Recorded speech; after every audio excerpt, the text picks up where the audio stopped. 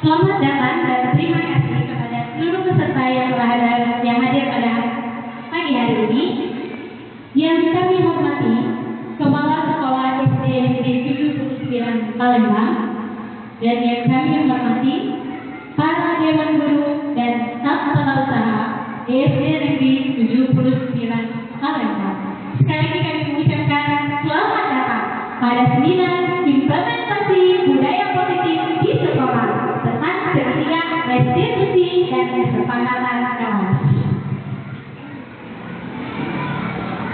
Alhamdulillah ya Rabbil Alamin, segala puji bagi Allah yang telah memberikan kita kesehatan pada pagi hari ini, sehingga pada hari Jumat 10 Februari 2023 kita dapat berkumpul di ruangan ini dengan keadaan sehat, selamat, dan bahagia. Salawat dan salam selalu kita haturkan kepada junjungan kita Nabi besar Muhammad Sallallahu Alaihi Wasallam. Semoga kita sebagai pengikutnya mendapatkan kesabarannya hingga akhir zaman. Amma ba'du. Hari ini kita akan mendapatkan materi yang sangat menarik sekali dari salah seorang calon guru penggerak sekolah kita, yaitu Ibu Gana SPD. Nah, maka dari itu sebelum terjawab materi apa hari ini dan bagaimana materi hari ini untuk kemajuan sekolah kita, mari sama-sama kita mulai acara pada pagi hari ini dengan mengucapkan kalimatul basmalah. Bismillahirrahmanirrahim. Selanjutnya kita memasuki acara ini, yaitu penyampaian materi oleh pemateri kita Ibu Gana SPD. Kepada Ibu Gana kami persilakan. Terima kasih atas waktunya kepada Ibu dan Ibu. Terima kasih yang terhormat Ibu Kepala Sekolah SD Negeri 79 Palembang, yang terhormat Bapak Ibu Guru SD Negeri 79 yang saya banggakan, dan staf tim beserta pegawai SD Negeri 79 Palembang yang saya banggakan. Dengan mengucapkan bismillahirrahmanirrahim, hari ini izinkan saya untuk menyampaikan tentang implementasi budaya positif di sekolah, yaitu ketiga restitusi dan kesepakatan kelas. Dalam kabarnya saya akan berdiri Bapak Ibu ya menjelaskan bagaimana itu budaya positif di sekolah. Biar semangat, jangan Bapak Ibu kita ada yang ya. Semangat pagi. Oke, betul-betul semangat ya Bapak Ibu. Baiklah Bapak Ibu, hari ini saya menyampaikan tentang penyebaran pemahaman kepada guru yang dari 79 Palembang tentang budaya positif di sekolah.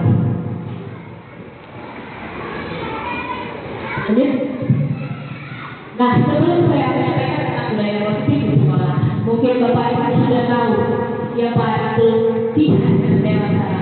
Ki Hajar Dewantara lainnya adalah Bapak Presiden Nasional Indonesia, di mana beliau memiliki filosofi, yaitu menurut Ki Hajar Dewantara itu tujuan pendidikan adalah menuntut segala kodrat yang ada pada anak agar mereka mencapai kekerasan dan kebahagiaan seperti dirinya sebagai manusia atau sebagai anggota masyarakat.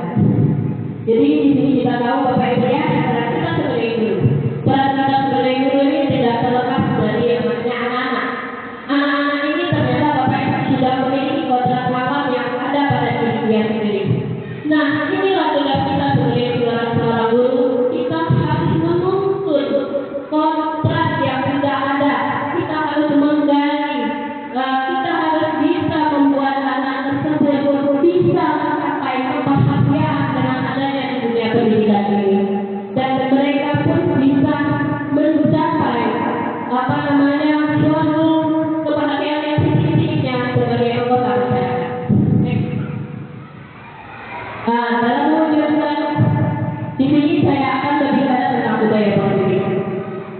Budaya positif ini Bapak Ibu adalah budaya yang akan menimbulkan rasa aman, rasa nyaman, dan proses pembelajaran dalam proses pembelajaran di sekolah. Jadi kita sebagai guru Bapak Ibu kita tidak mau lagi mendengar ada anak yang tidak mau sekolah karena takut dengan gurunya. Mungkin nada bicara gurunya yang keras, mungkin sifat gurunya yang terlalu menekan kepada anak, selalu memberikan hukuman kepada anak, atau mungkin ada hal lain yang tersisa di dalam kelas itu sendiri. Di sini budaya besar juga dapat mendorong murid untuk berpikir. Apabila kita selalu membiasakan budaya positif di sekolah, Bapak Ibu, kita itu secara tidak langsung kita membawa anak tersebut untuk dapat berpikir, bertindak dan menciptakan sebagai proses kemerdekaan diri, sehingga murid menjadi pribadi yang mandiri dan bertanggung jawab. Jadi di sini budaya positif yang harus kita ciptakan di sekolah kita. Next. Nah, ini ada konsep-konsep penting budaya positif. Jadi budaya positif itu bisa kita laksanakan dengan cara disiplin yang positif, teori kontrol, kemudian ada teori motivasi, hukuman dan penghargaan, kemudian ada kebutuhan dasar manusia, adanya keyakinan kelas, kemudian adanya segitiga revolusi yang akan kita bahas hari. Next. Nah, ini disiplin positif. Disiplin positif ini berasal dari diri sendiri, Bapak Ibu, yang disebabkan karena rasa tanggung jawab yang muncul dari dalam diri sendiri untuk melaksanakan tindakan sesuai hati nurani tanpa paksaan atau karena ingin dihargai oleh siapapun. Disiplin karena merupakan suatu hal yang diyakini kebenarannya yang menjadikan seseorang bangga dan penghargaan untuk diri kita karena telah melakukannya. Jadi ini tugas kita sebagai seorang guru. Bagaimana kita membawa peserta didik kita itu untuk bisa disiplin, ya, disiplin. Tetapi disiplinnya ini bukan karena keterpaksaan, bukan karena adanya aturan, bukan karena adanya hadiah, tetapi disiplin positif yang mereka laksanakan ini adalah disiplin yang muncul dari dalam hati mereka masing-masing, sehingga mereka melakukan disiplin ini dengan penuh kesenangan, dengan penuh tanggung jawab dan dengan penuh mandiri. Next. Nah, Bapak Ibu, inilah salah satu motivasi kita itu, Bapak, ya, sebagai seorang guru. Kita seorang guru itu harus berbuat, harus berbakat dan ada hasil. Pada saat guru berbuat, pada saat guru berkata, kita akan mendapatkan hasil. Di mana di sini ada motivasi eksternal. Motivasi eksternal itu adanya intensitas gagal. Di mana kontrol negatif, ya. Di sini ada kontrol negatif, yaitu sebagai penghukum. Kita guru itu selama ini adalah sebagai penghukum, ya. Apabila ada tidak berPR, kita akan tegakkan pada. Apabila ada yang terlambat, kita suruh pulang. Atau bahkan ada anak yang tidak mengikuti peraturan malahan kita suruh mereka untuk melakukan hal yang tidak berhubungan dengan materi atau jalan pelajaran yang harus kita sampaikan kepada siswa. Seperti di sini penghukum, ya, menghati, jadi kita guru itu jangan lagi Bapak Ibu, ya, berbuat untuk menghati, misalnya kamu ini jelek, kamu ini nakal, apalagi kita menggunakan bahasa yang kurang sopan. Itu di dalam disiplin positif, budaya positif itu dilarang, Bapak Ibu. Sekarang ini kita dilarang, bukan hanya sekarang sih. Dan sejak dulu kita itu sebenarnya tidak diperbolehkan untuk mendidik anak dengan kata-kata yang karena anak-anak ini kan anak usia SD ini adalah anak yang memiliki golden memory. Mereka itu punya memori keemasan, di mana dia akan selalu ingat apa yang terjadi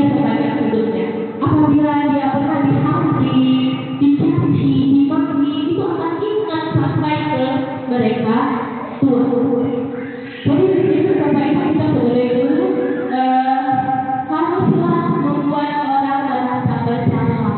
Jadi apabila kita menemukan murid kita tadi bersalah, itu bukan langsung kita kasih, tetapi kita berikan berusaha bersama. Kita ceramah, kita berikan masukan kepada, kita berikan apa namanya gambaran kepada anak, ya, di mana anak itu tidak memberikan kekecewaan yang mendalam terhadap diri kita pada saat anak tersebut melakukan kesalahan.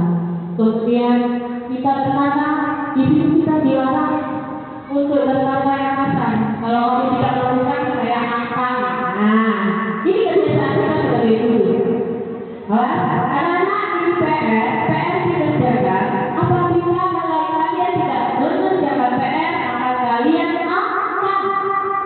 Jadi kita sebagai guru untuk mengurangi apa namanya tindakan-tindakan seperti itu tadi, kata-kata seperti itu tadi. Karena itu bukan menciptakan budaya positif buat anak-anak di sekolah.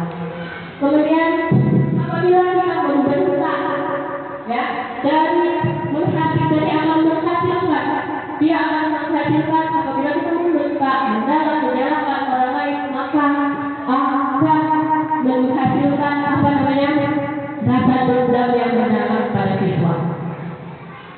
Tapi apabila kita menggunakan mengajak dia merasa bersalah setelah kita ceramah, kita kasih gambaran apa yang mereka lakukan itu salah, maka kita berkata dengan kata-kata yang tidak mengecewakan, kata-kata yang manis, atau kita berkata, "Mak, ibu kecewa hari ini sama kamu.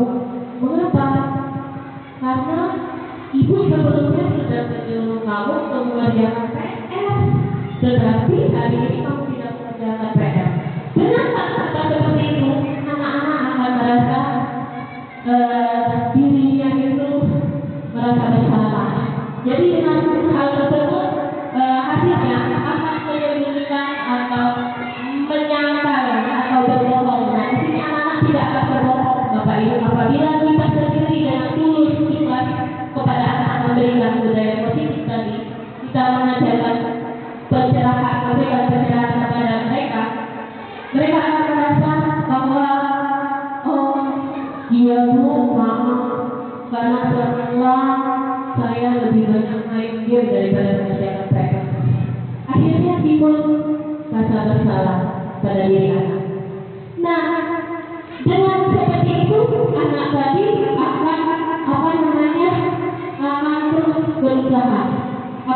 berusaha, untuk lebih baik. Nah, di sini berbaik. Yang akan saya bicarakan adalah tentang teori kontrol, di mana kita guru ini memiliki komposisi kontrol, yaitu guru ini anggap sebagai penghukum, ya, pembuat dasar bersalah, sebagai pemantau dan sebagai manajer. Jadi ini guru hebatnya guru, ya, di buku dan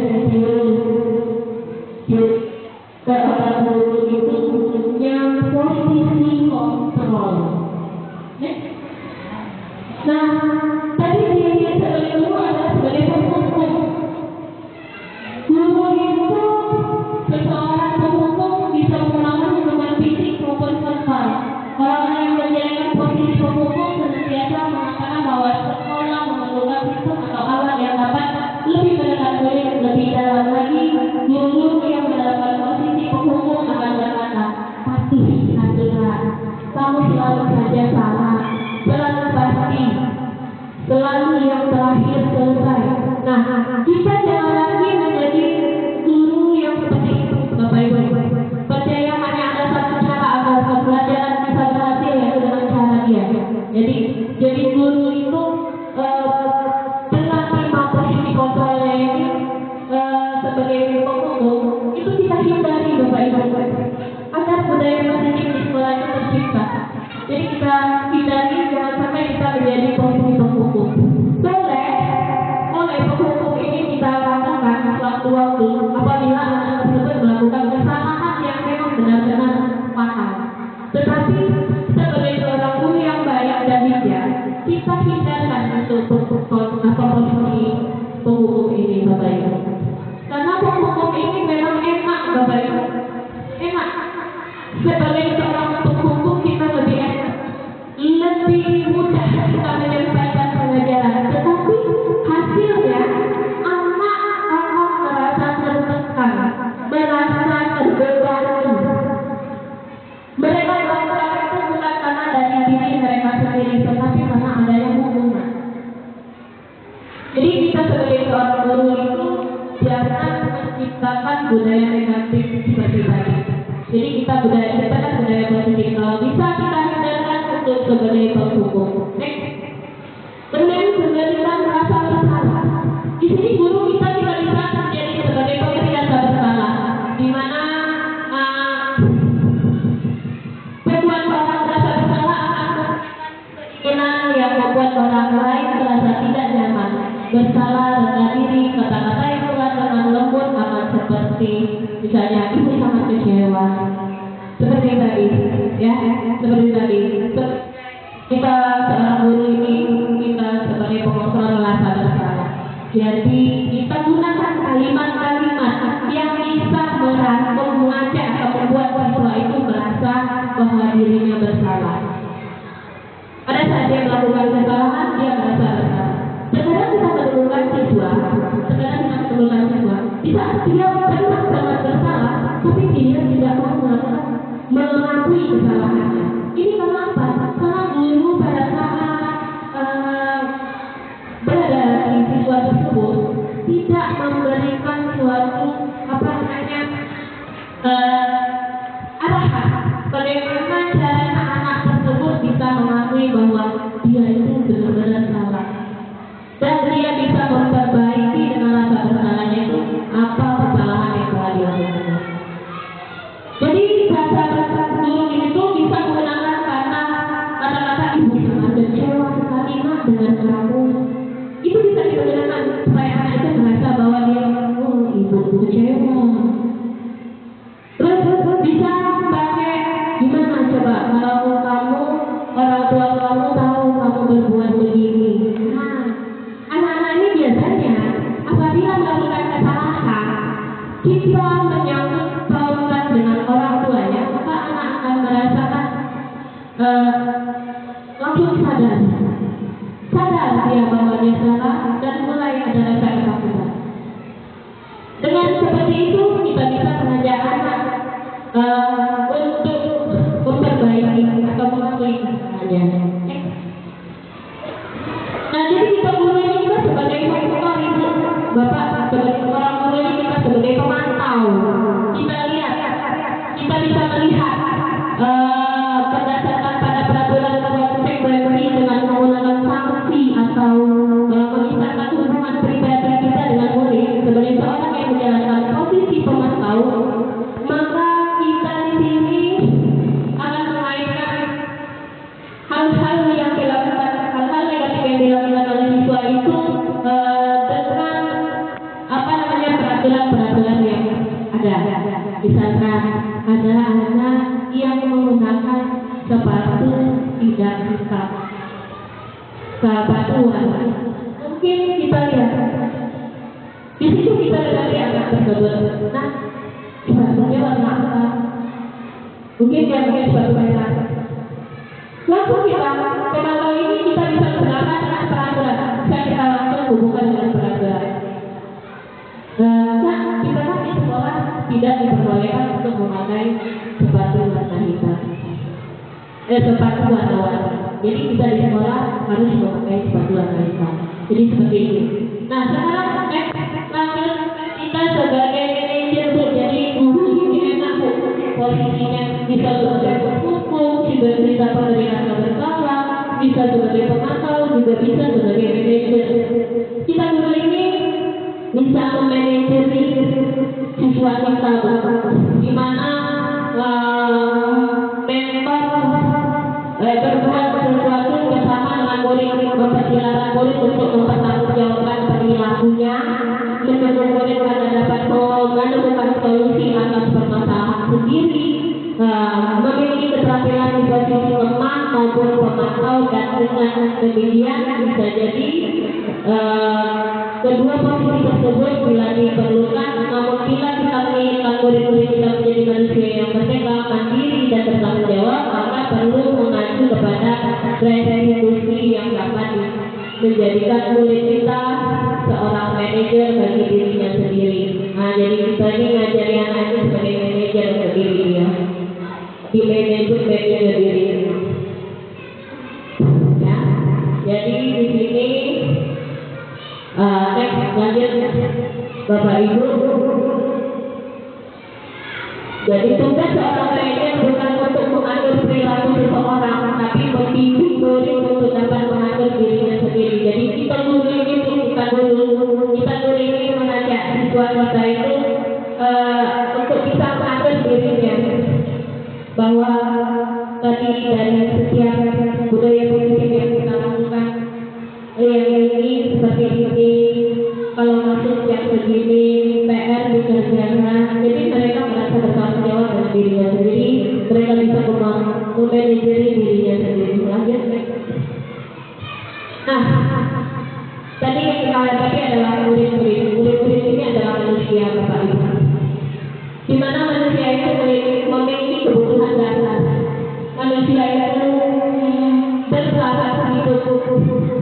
Sebagai manusia itu adalah bertahan hidup. Manusia itu butuh kasih sayang dan rasa diterima. Manusia itu butuh akan kebebasan, butuh akan kesenangan dan kekuasaan. Di sini kita sebagai guru, di mana kita mendidik siswa kita itu agar bisa bertahan hidup. Gimana caranya Bapak Ibu? Dengan kodrat alam yang dia miliki tadi, kita tuntun sehingga dia bertahan untuk bisa terus bangkit menggali apa yang ada pada dirinya. Kemudian anak-anak tersebut, selain dia punya kasih sayang dari orang tuanya, dia juga butuh kasih sayang dari gurunya pada saat dia berada di sekolah. Inilah budaya positif yang perlu kita ciptakan, ya, perlu kita laksanakan di sekolah. Jadi kita sebagai seorang guru itu juga harus memberikan kasih sayang, sehingga siswa tersebut merasa bahwa dirinya diterima di lingkungannya. Bahkan kita seorang guru ini bahkan membuli, Bapak Ibu. Kadang tanpa sadar kita seorang guru ini membuli siswa pemalas, sehingga kata-kata yang kita keluarkan sekali akan menjadi kata-kata sakti bagi kawan-kawannya untuk membuli anak tersebut. Itu yang kita jaga, Bapak Ibu, jangan sampai terjadi. Untuk menciptakan budaya positif itu, dengan kata-kata tersebut kita akan menghilangkan satu kebutuhan dari manusia tadi, yaitu kasih sayang dan rasa diterima. Kemudian anak-anak yang juga butuh kebebasan. Mereka butuh kebebasan. Bebas, bukan bebas dalam arti kata di luar kendali, di luar dengan hal yang positif. Jadi bebas mereka di sini adalah Bapak Ibu, mereka bebas mengeluarkan apa yang ada dalam dirinya yang memiliki pengaruh positif terhadap teman-temannya atau terhadap diri dia sendiri. Misalkan dia punya keahlian apa, punya kemampuan apa, kita sebagai guru menuntut siswa tersebut untuk mencapai apa yang dimiliki oleh siswa tersebut. Kemudian di sini adalah sebagai manusia punya kebutuhan kesenangan, Bapak Ibu.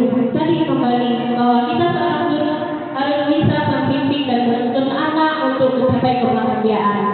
Dengan rasa senang, dengan rasa bahagia, anak tersebut dapat mencapai apa yang dicita-citakannya. Sehingga tujuan pendidikan yang menjadi tujuan pendidikan nasional kita akan tercapai. Dengan rasa senang. Tidak saja Bapak Ibu, apabila dalam hati kita ada rasa tidak senang, rasa mengganjal, apa keinginan kita, motivasi kita untuk berbuat baik, untuk melakukan hal-hal yang baik, sulit terlaksana. Tetapi apabila hati kita senang, maka apa yang kita inginkan akan segera tercapai. Kemudian penguasaan Bapak Ibu. Siswa itu juga butuh penguasaan. Penguasaan di sini dia menguasai apa yang ada yang diajarkan oleh guru. Dia juga harus menguasai kelasnya. Dia tidak merasa bahwa di kelas ini tidak ada tempat untuk dirinya. Jadi sebagai siswa, sebagai manusia, mereka pun punya rasa penguasaan. Dia pengen menguasai bahwa dia diterima di lingkungan kelasnya. Dan sekarang tentang materi motivasi.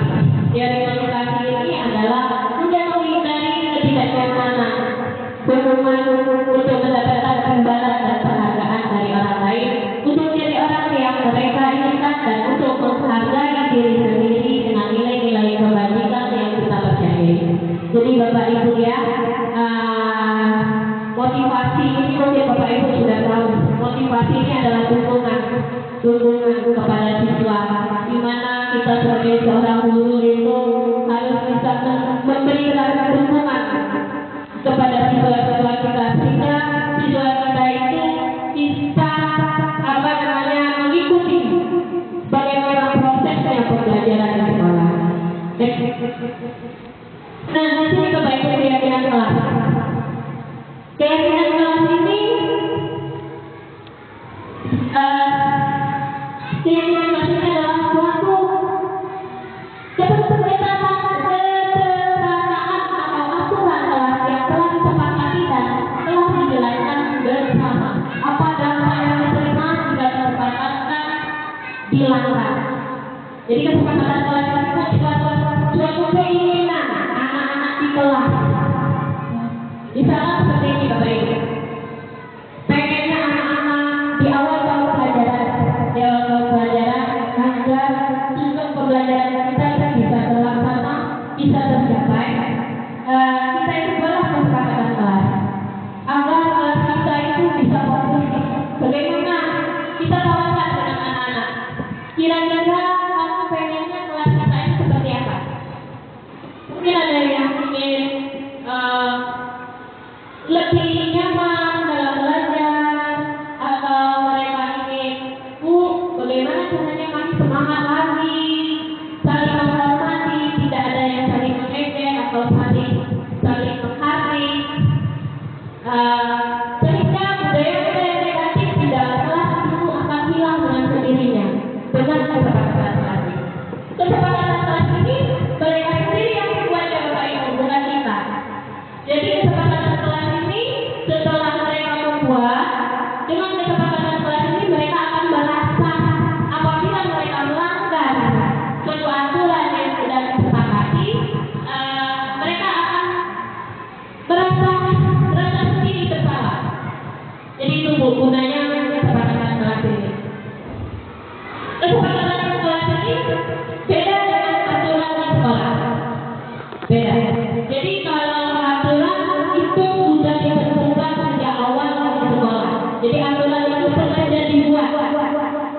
Tapi kalau kesepakatan kelas itu dibuat oleh mereka sendiri, yang mematuhi mereka sendiri, yang membuat mereka sendiri, sehingga pada saat mereka melanggar aturan tersebut, mereka sendirilah yang akan menghukum diri mereka sendiri. Mereka sendiri yang akan bertanggung jawab atas kesalahan mereka sendiri. Next. Nah, di sini Bapak Ibu, kita mendapat tentang segitiga retribusi. Segitiga retribusi ini gunanya adalah untuk menstabilkan identitas, validasi tindakan yang salah, menanyakan keyakinan. Nah, jadi pada siswa dengan segitiga retribusi ini, retribusi ini, di mana ciri-ciri dari retribusi ini adalah bukan untuk menebus kesalahan, namun untuk belajar dari kesalahan. Segitiga retribusi ini juga fokus pada solusi Bapak Ibu. Guna segitiga retribusi ini, dan segitiga retribusi ini bisa terjadi karena anak melakukan kesalahan. Jadi pada saat anak melakukan kesalahan,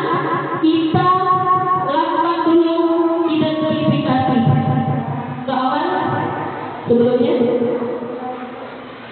Jadi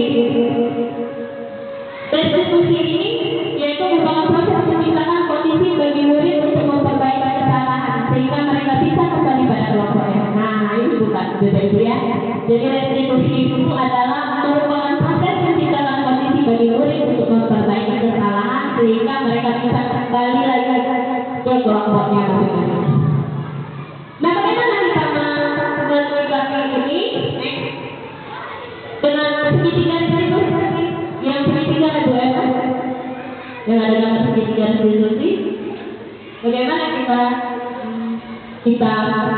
menyikapi restitusi ini, kesalahan tadi? Yaitu pertama-tama kesalahan tersebut kita menstabilkan identitas. Kita tanya dulu pokok permasalahannya. Anak ini siapa namanya, bagaimana latar belakang keluarganya. Kemudian kita cek kebenaran, kita validasi yang salah. Kemudian kita menanyakan dengan keyakinan. Keyakinan itu ialah mungkin suatu keyakinan yang sudah dia sepakati.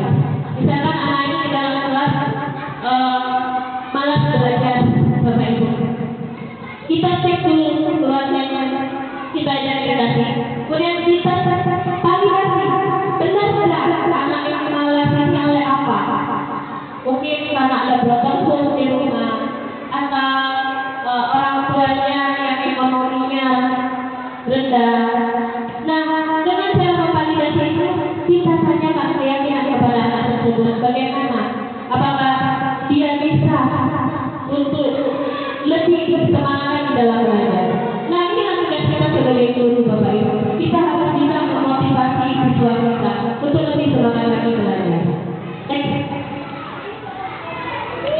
Nah, jadi restitusi ini Bapak Ibu bukan untuk menebus kesalahan, namun untuk belajar dari kesalahan. Misalkan siswa kita salah, berarti bukan untuk dia menebus kesalahannya, tetapi dia kita ajarkan untuk belajar dari kesalahan. Jadi anak tersebut tidak berulang lagi kesalahan-kesalahan yang dia lakukan. Kemudian fokus pada solusi. Jadi pada saat anak salah, bukan kita mencari bagaimana cara untuk menghukumnya, tetapi kita mencari bagaimana solusinya supaya anak ini tidak melakukan kesalahan. Kemudian menguatkan. Jadi kita seorang guru itu menguatkan kesalahan siswa tersebut pada saat melakukan kesalahan. Selanjutnya adalah lebih melihat keadaan dalam diri siswa. Dan di sini di restitusi ini tawaran bukan paksaan. Jadi kita tawarkan kepada nah sekarang kamu tidak bisa mengikuti pelajaran pada jam sekian. Kamu tidak bisa mengikuti pelajaran ini. Kita tawarkan kepada dia. Misalkan anak yang tidak bisa baca di kelas lain seperti contohnya ya. Anak ini tidak bisa membaca. Kita tawarkan. Nah, kamu diajarkan di kelas dengan pola metode ibu seperti ini, kamu tidak bisa mengikuti. Bagaimana? Kamu pengennya seperti apa? Mungkin anak itu, oh bu, saya inginnya belajarnya di luar, lebih menyenangkan. Jadi seperti itu bu yang kita lakukan. Nah, kemudian restitusi ini untuk memperbaiki hubungan, bukan memperburuk hubungan. Andaikan anak tadi salah, bukan kita membuat anak tersebut tambah terpuruk di dalam kelas, tetapi dengan restitusi ini juga kita memperbaiki hubungannya sehingga anak tersebut dapat kembali ke kelompok seperti itu. Nah, itulah Bapak Ibu dari apa yang bisa sampaikan tentang budaya positif di sekolah. Di sini saya berikan kesempatan untuk bertanya kepada Bapak Ibu apabila ada pertanyaan yang ingin dipertanyakan. Saya kembalikan kepada saudara.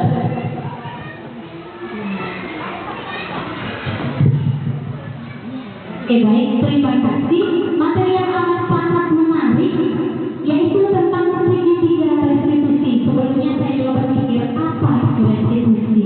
Ternyata materi kita pada hari ini sudah menjelaskan bahwa restitusi itu bukan sebuah bentuk kesalahan. Kita yang guru dan ya,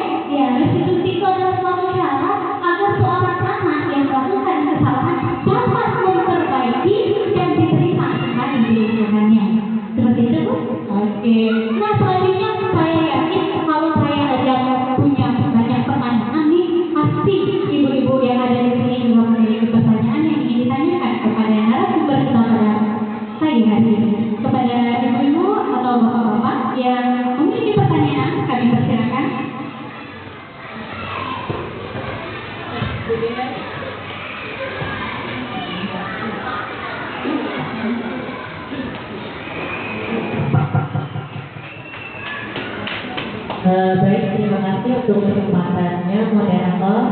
Saya mohon izin Bapak Ibu di sini. Saya ingin bertanya kepada Tuan Materi. Kira-kira Ibu dan adakah hubungan hukuman dengan kesepakatan kelas? Itu saja pertanyaan saya. Terima kasih. Saya kembalikan ke moderator.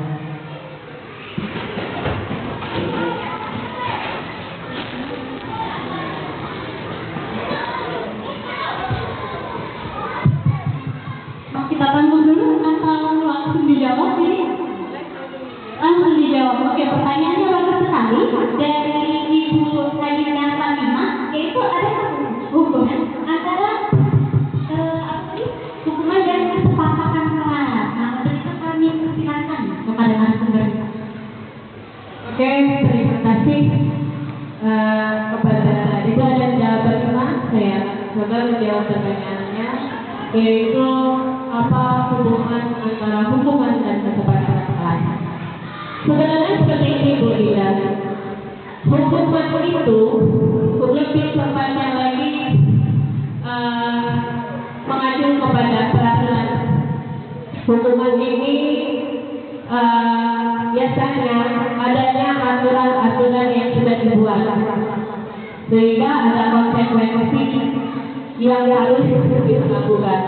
Misal, anak yang tidak mematuhi peraturan sekolah, mungkin datang terlambat, jarang ke sekolah, mungkin hukuman yang akan kita lakukan adalah sesuai dengan aturan sekolah yang sudah dibuat. Tapi kalau dengan kesepakatan kelas ini lebih tepatnya adalah keinginan dari siswa yang ada di kelas itu sendiri. Jadi mereka itu sudah menyepakati bersama-sama. Nah, apabila mereka melanggar dari kesepakatan itu, maka yang akan menghukum mereka itu adalah diri mereka sendiri. Mereka sendiri yang akan menyadari bahwa apa pelanggaran yang telah mereka lakukan. Bisa kesepakatan kelasnya tadi. Salah satu contohnya bersemangat belajar di kelas, terus anak itu di kelas malas, artinya dia sudah melanggar kesepakatannya. Dari situ mereka akan menyadari, misalnya kita tegur sama itu, nah mengapa malas? Padahal di kesepakatan kelas kita bahwa kita akan semangat belajar. Anak tersebut akan langsung menyadari kesalahannya itu, karena kesadaran itu timbul karena kesepakatan dari diri mereka sendiri. Itu saja Bu Dinda. Buat pertanyaan jawabannya. Oke. Ada yang lain?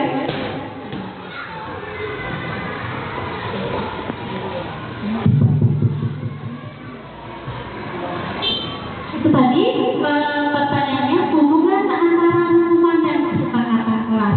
Bagaimana kita tadi belajar bahwa hukuman itu tidak dengan memberi instruksi apa salah. Itu tadi yang berbeda ya. Iya. Tapi di sini katanya dengan kesepakatan kelas. Bagaimana anak-anak diajak untuk melaksanakan apa yang sudah disepakati pada awal sebelum pembelajaran. Saya rasa ada yang ingin ditanyakan kembali. Iya, sepertinya itu sudah paham semua Ibu karena penyampaian materinya tadi begitu asik, mudah, dan dengan bahasa yang amat menarik. Saya saja sudah sedikit banyak sekali memahami bahwa ternyata tujuan kita sebagai guru ini yaitu mengutip dari kata-kata di hadapan anak. Kita sebagai pendidik menuntut agar anak bisa mencapai kebahagiaan setinggi-tingginya. Budaya positif, implementasi budaya positif di sekolah itu bisa dilaksanakan dengan cara awalnya tadi pembiasaan terlebih dahulu. Seperti itu Bu ya? Iya, itu saja materi kita pada pagi hari ini. Untuk ibu-ibu yang lain yang masih punya pertanyaan, dibukakan waktu yang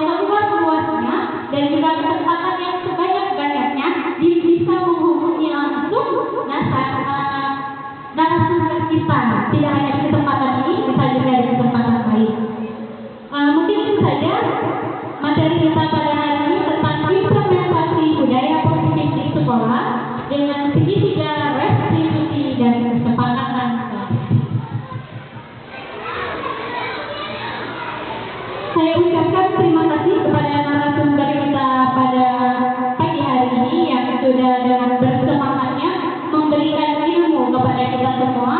Semoga dengan ilmu yang sudah diberikan tadi kita bisa makin memperbaiki wajah pendidikan dan juga bisa menciptakan pembelajaran yang menyenangkan. Jadi belajarnya mengajar dengan hati, gitu ya. Marilah kita akhiri acara kita pada hari ini dengan bersama-sama mengucapkan kalimatul hamdalah, alhamdulillahirabbil alamin. Kemudian kita tutup dengan doa kifaratul majlis. Bismillahirrahmanirrahim. Subhanakallahumma wa bihamdika, asyhadu an la ilaha illa anta, astaghfiruka wa atubu ilaik. Sebelum saya tutup acara pada pagi hari ini, izinkan saya memberikan suatu kata-kata pilihan, yaitu orang yang hebat bisa menghasilkan karya yang bermutu, tapi seorang guru yang bermutu bisa menciptakan ribuan orang-orang yang hebat. Saya tutup dengan pantun. Sungguh manis buat ini, buat makan dengan cepat. Berakhir sudah acara kita hari ini. Semoga bisa memberikan manfaat. Assalamualaikum warahmatullahi wabarakatuh.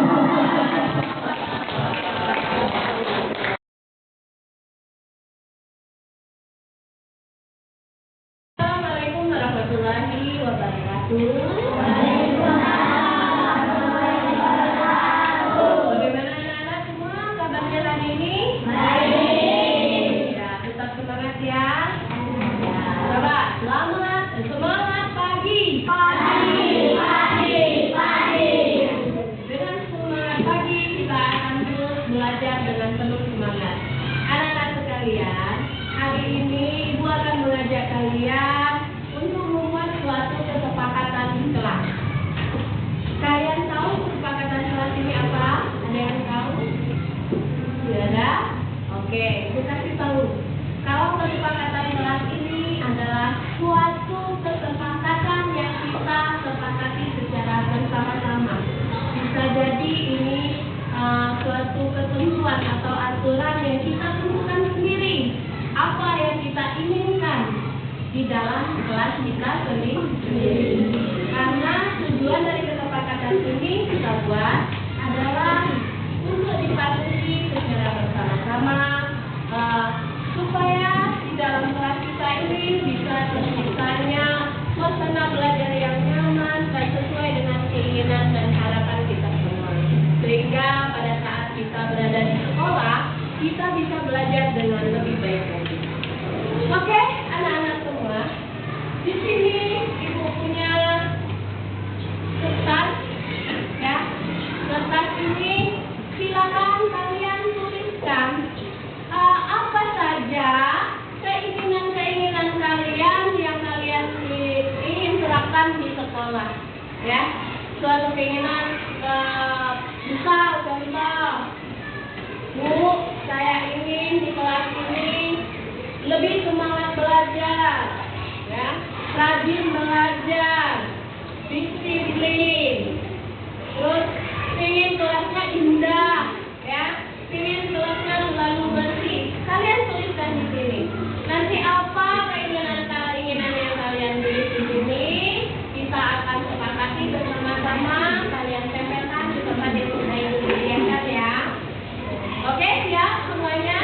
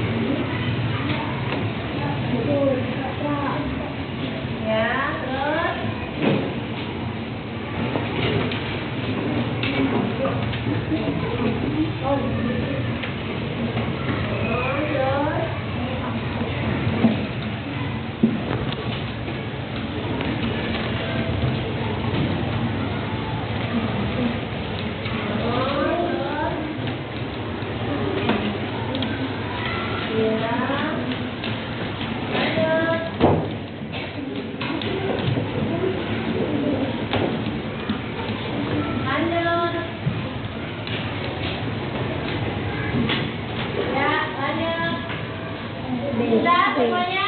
Sudah. Oke, kalau sudah duduk dulu ya. Yang sebelah sini belum? Lanjut. Sudah? Semuanya sudah ya? Lanjut.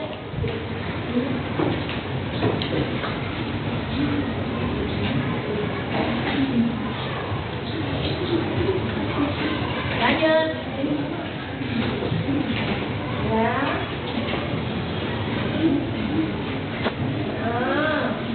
Lanjut. Ya. Lanjut.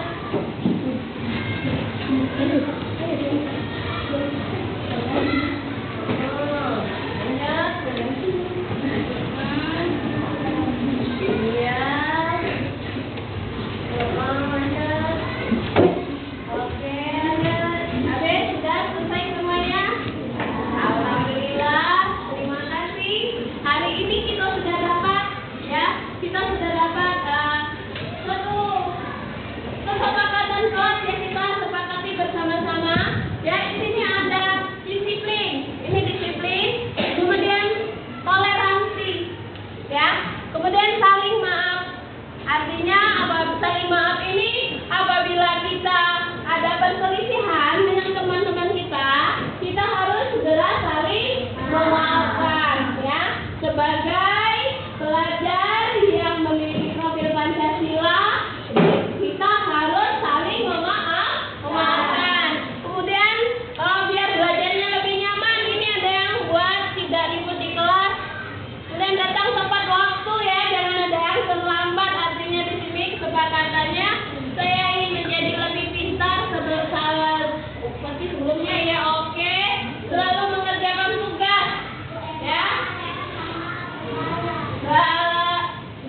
Selalu kerjakan tugas. Kemudian berpakaian yang rapi. Nah, seperti anak-anak semua ya, berpakaian yang rapi. Kemudian kita di sini semangat ya, semangat ya. Oke, inilah nak kesepakatan yang akan kita laksanakan di kelas ini, yang kita sepakati bersama-sama. Kira-kira dengan kesepakatan ini bagaimana? Setuju semuanya?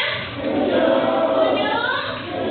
Nah, artinya dengan kesepakatan ini boleh nggak kita melanggar kesepakatan ini? Iya, kita berusaha untuk tidak melanggar kesepakatan yang sudah kita buat bersama-sama. Oke anak-anak, mudah-mudahan dengan kesepakatan kelas ini kita dapat menciptakan suasana belajar yang nyaman dan nyaman. Nah, ini tadi kalian sudah menuliskan kesepakatan yang sudah kalian inginkan. Nah, sekarang Ibu minta kepada kalian agar menandatangani apa yang sudah menjadi kesepakatan kita bersama. Oke? Nah, yuk dari sini, yuk tanda tangani.